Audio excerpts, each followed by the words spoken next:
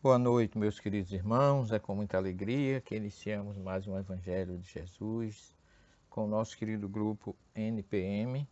Capítulo da noite, capítulo sorteado foi o capítulo 4. Ninguém poderá ver o reino de Deus se não nascer de novo. O item 1.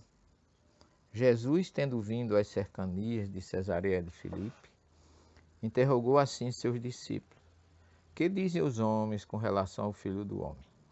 Quem dizem que eu sou?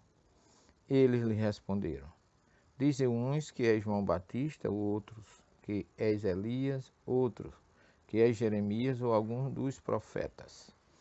Perguntou-lhe Jesus: E vós, quem dizeis que eu sou? Simão Pedro, tomando a palavra, respondeu: Tu és o Cristo, o Filho de Deus vivo. Replicou-lhe Jesus: Bem-aventurado és tu, Simão, filho de Jonas, porque não foram a carne nem o sangue que te revelaram isso, mas meu Pai que está nos céus. Esse acontecimento nos remota e nos lembra e nos acende com muita alegria a lembrança da cadeia de montanhas do Monte Hermon na Alta Galileia. Ali o panorama é maravilhoso, aonde fica Bânias, onde ficava o antigo templo do deus Pan, e que hoje é o local onde ainda hoje nascem as fontes que originam o magnífico Rio Jordão, com a sua história tradicional, espiritual e tão importante para nós cristãos. O Jordão nasce ali, daí porque o nome do rio é Iordan, e Eridá em hebraico é aquele que desce, e Jordan, aquele que nasce em Dan, porque ali era a tribo de Dan, naquela região, e Jordão, aquele que desce, as águas que descem. Ali o local é magnífico, tranquilo, cheio de figueiras, aquele cheiro, aquele perfume maravilhoso no ar. E ali ficava a antiga Cesareia de Filipe, na Alta Galileia, onde Jesus, caminhando, subiu aquelas montanhas com seus discípulos e vem com esse questionário, segundo Mateus 16, versículos 13 a 17 e Marcos 8, 27 a 30, nos trazer duas informações maravilhosas. Tudo que Jesus fazia era perfeito e continua sendo até hoje. Mas naquele momento que ele plantava os seus ensinamentos, a sua maravilhosa didática é que nos surpreende hoje e nos alegra por identificar essa grandeza de espírito, esse senso tão profundo de uma teologia espiritual tão renovadora para cada um de nós.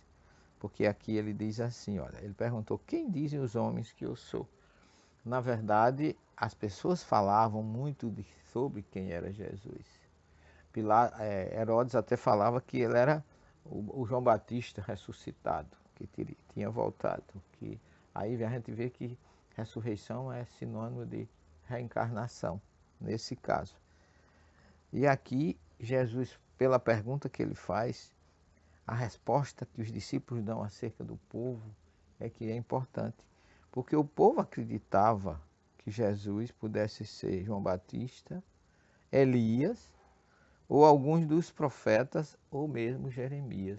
Então, a resposta que os discípulos dão acerca do que o povo pensava sobre Jesus, nos indica uma crença generalizada e geral sobre a reencarnação. Porque Jesus poderia vir como Elias, Jeremias, João Batista ou algum dos profetas, só podia ser reencarnado e não ressuscitado. Como ele estava ali entre eles, poderia, na crença judaica do Guigu Neshamot, ou transmigração das almas, ou ciclo ou rodas, porque Guigu em hebraico é rodas, e Neshamah é espírito, alma, centelha espiritual que habita em nós, como está lá no Gênesis 2,7.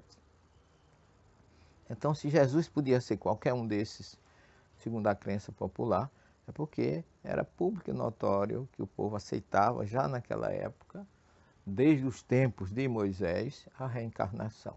Esse é o primeiro ensinamento que a gente tira maravilhosamente desse diálogo num local tão maravilhoso e que nos alegra muito, vocês que conosco já estiveram ali, recordar aquela nascente de água cristalina, doce, fria, que você toma e se sente revigorado no seu espírito, além de saciar a sua sede física, vem um lenitivo, um refrigério, como diz o Salmo 23, do nosso grande rei Davi. Esse primeiro ensinamento fica para registrado como a crença na reencarnação, que é um dos postulados da nossa doutrina espírita. E o segundo vem a questão de Pedro, que tomado pela uma assistência espiritual, identificado até pelo próprio Jesus, identifica Jesus como o Messias, o Cristo, o ungido de Deus. Porque quando Jesus dirige agora a pergunta, e vocês, o que é que vocês dizem que eu sou? Pedro, na mesma hora, é tomado por uma revelação, por uma assistência espiritual e diz com todas as letras, tu és o Cristo. A palavra Cristo, ou Mashiach, em hebraico, é ungido. O ungido de Deus. Tu és o ungido de Deus, que o grego chama de Cristo, o Filho do Deus vivo entre nós. E aí Jesus dá uma explicação e um elogio, chama Pedro de bem-aventurado, que realmente ele era muito feliz por ter recebido de Deus esta informação e esta revelação, que não era toda pessoa que tinha, ou mesmo entre os discípulos, ele foi o único a tomar essa decisão, e Jesus o chama de bem-aventurado, Simão, filho de Barjona, porque não foi a carne nem o sangue. Porque ele fala de carne e sangue no judaísmo, a carne e o sangue são duas coisas distintas. O sangue do animal não se come, então é separado do corpo. Todo animal sacrificado, o sangue tem que voltar à terra. Por isso que os estudiosos, para o judaísmo, Jesus dizia, tomai e bebei, que este é o meu sangue. Muita gente acha isso abominável. O judaísmo acha essa ideia de que Jesus disse aos discípulos para beberem aquele vinho, que era o sangue dele, como se fosse uma coisa puramente anti-judaica. Que carne e sangue são duas coisas distintas. É o corpo, a parte física. O corpo, a carne do animal ainda se come, o sangue não. Nosso corpo tem duas partes distintas. Paulo fala na sua carta aos Coríntios que carne e sangue não herda o reino dos céus. Querendo dizer o quê? O nosso corpo físico não vai para o mundo espiritual, mas apenas o nosso espírito, a centelha soprada no Gênesis 2:7, como está lá no texto original, o Neshama, ou Nishmat, como Moisés coloca. Então aqui nós vemos a segunda revelação, que não foi carne e sangue, mas foi o meu Pai. Então você sintonizou no seu lado espiritual, Pedro. Não foi o seu corpo que recebeu essa informação, mas foi o seu espírito diretamente do meu Pai que está nos céus.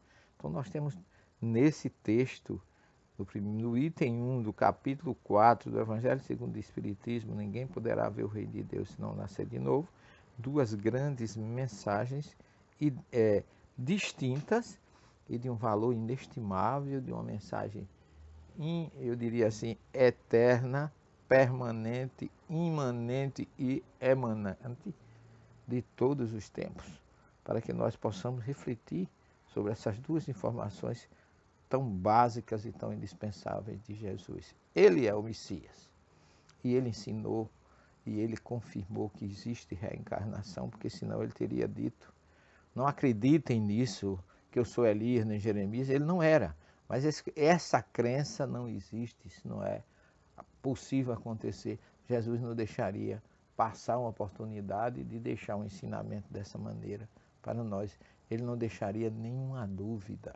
Daí porque não temos nenhuma dúvida da existência desse princípio maravilhoso, dessa chance misericordiosa que Deus dá a cada um de nós de voltar quantas vezes seja necessário para saldar os nossos débitos e depois em paz irmos a Deus, não com carne e sangue, mas em espírito.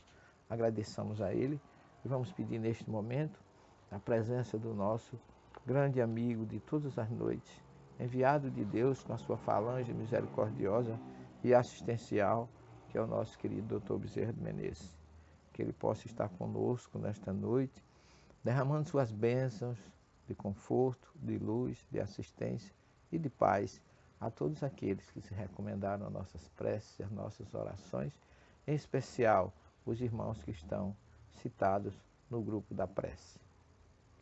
Que cada um receba neste momento a luz de quem necessita e que as bênçãos de Jesus recaiam sobre o nosso querido planeta. Que os homens encontrem e atinjam a tão desejada paz. E que os homens despertem que a paz do mundo, como diz o grande compositor Nando Cordel, começa em cada um de nós. E que nós possamos plantar esta paz interior para que ela seja, a partir do nosso íntimo, da nossa reforma interior, ela possa atingir aqueles que nos cercam, distribuindo bênçãos, luzes, amor e paz. Pedimos ainda ao nosso querido Dr. Bezerra de Menezes que fluidifique esta água para que nós possamos ser beneficiados por ela. E agradecido, Pai misericordioso, Jesus, amigo, recordando as tuas bênçãos, a tua passagem por aquela terra tão maravilhosa de Israel, onde quantas vezes a gente ressintoniza com a tua história e com a tua geografia espiritual libertadora. Nós te pedimos uma noite de alegria, de um sono tranquilo, de muito relaxamento e de muita sintonia espiritual contigo.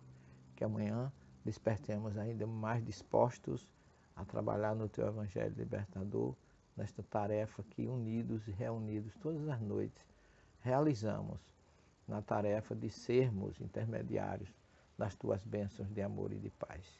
Durmam todos com Jesus. Tenham todos uma boa noite. Até amanhã e muita paz a todos. Parabéns! Você assistiu o conteúdo do canal Espiritismo hoje e amanhã.